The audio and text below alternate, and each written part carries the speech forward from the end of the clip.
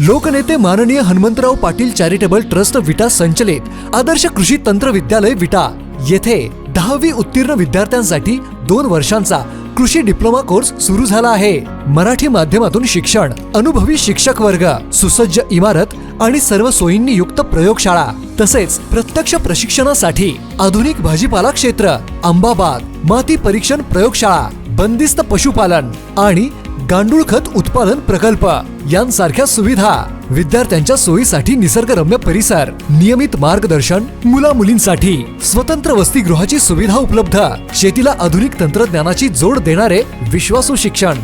पत्ता आणि संपर्क आपल्या स्क्रीनवर।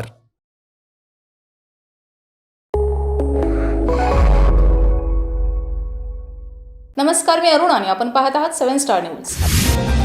रेटरे बुद्रुक येथील यशवंतराव मोहिते कृष्णा सहकारी साखर कारखान्याच्या पंचवार्षिक निवडणुकीची रणधुमाळी दिवसेंदिवस रंगतदार होत असून उमेदवारी अर्ज माघारी घेण्याची अंतिम मुदत 9 जून रोजी असल्याने सभासदांचे लक्ष आता संभाव्य अंतिम उमेदवारीच्या यादीकडे लागले। अर्ज दाखल प्रक्रियेनंतर विविध गटात मोठ्या संख्येने इच्छुक मैदानात उतरल्याने नेमका कोण माघार घेणार आणि कोण अंतिम रिंगणात राहणार याबाबत राजकीय वर्तुळात जोरदार चर्चा सुरू आहे।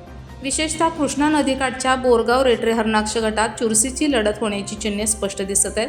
व्यक्तिगत ऊस उत्पादक गटातील जागांसाठी सत्ताधारी जयवंतराव भोसले सहकार पॅनलकडून सुनील पाटील, परीश पाटील कामेरी, संग्राम शिंदे बोरगाव, सुभाष शिंदे, दामाजी मोरे, जयवंत मोरे, राहुल कोळेकर, विश्वासराव मोरे पाटील, प्रतापराव मोरे पाटील रेटरे हरणाक्ष, सत्यजित पाटील बोरगाव आणि संकेत पाटील उरून ईश्वरपूर यांनी उमेदवारी अर्ज दाखल केले आहेत। दुसरीकडे आबासाहेब मोहिते संस्थापक पॅनलकडून पोपट कदम कामेरी, जयकर शिंदे ईश्वरपूर, हनुमंत बाजीराव पाटील बहे, स्नेहल शिंदे, उदयसिंह शिंदे बोरगाव, सूरज मोरे, महेश पवार रेटरे हरणाक्ष, महेश पाटील उरून ईश्वरपूर आणि विवेक पाटील कामेरी यांनी अर्ज भरले आहेत। तर शेतकरी संघटनेच्या वतीने जयवंत पाटील बिचूद यांनीही उमेदवारी अर्ज दाखल करून समीकरणे अधिकच गुंतागुंतीची केली आहेत।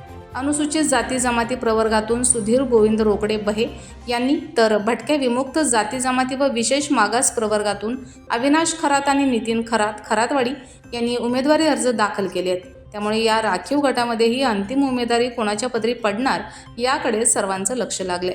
उमेदवारी अर्ज माघारीच्या अंतिम मुदतीपूर्वी विविध पॅनलमध्ये जोरदार राजकीय घडामोडी सुरू असल्याची चर्चा असून अनेक इच्छुकांनी आतापासूनच प्रचाराचा नारळ फोडलाय। त्यामुळे 9 जून नंतरचे अंतिम चित्र काय असेल, कोणाची तिकीट निश्चित होईल आणि कोणाला माघार घ्यावी लागेल याबाबतचा सस्पेन्स वाढलाय।